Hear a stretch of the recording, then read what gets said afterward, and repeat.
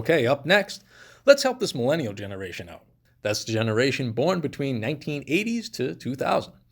So that includes me. The complaints I hear the most about millennials is that they are lazy, impatient, and super sensitive. The complaints millennials have include college debt, lack of home ownership, and job satisfaction. So let's talk about laziness and impatience first. I view this generation as a generation without direction, through no fault of their own. With some form of purpose or reward, this group could get more accomplished than any other generation. There's over 80 million of us in the country, if only we had some leadership.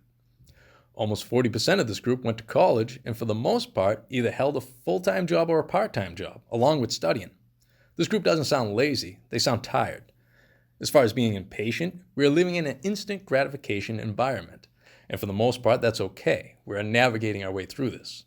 But we need a strong focus on patience when it comes to developing a skill set. It takes time. A lot of people in this generation expect great jobs to fall in their laps because everything else does. This also falls on a lack of leadership and education.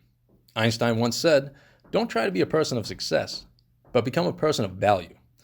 We should all be trying to learn and absorb as much as possible to add value to our lives instead of wasting precious time watching cat videos on YouTube or listening to this podcast. It ain't gonna get you far in life. Plus, the more you learn, the more likely you'll find something you're actually interested in, and maybe, with a little luck, something you're good at. Now, onto the notion of this group is super sensitive. It's tough for me to deny this. To safe spaces, to shutting down speakers on campuses, to banning books, to using words like trigger warning, there seems to be a problem. If words can offend you, then words can change you. That means anybody can change you. And lastly, anyone can control you. It's a character flaw, not a healthy way to live. So okay, maybe you had a tough life and maybe things have gone tits up more times than you care to remember. But wishing things were different doesn't change the way things are. So you can cry, you can yell, you can blame someone else for your trouble.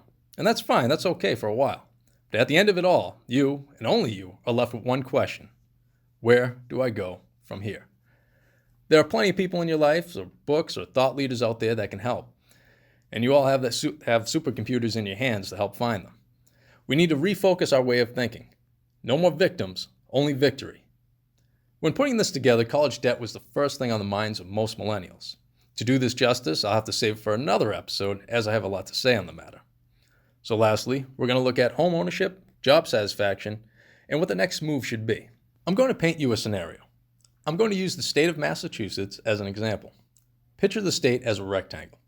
Now cut it into thirds. Over 2/3 of the population live on 1/3 of the land. That would be the Boston area side.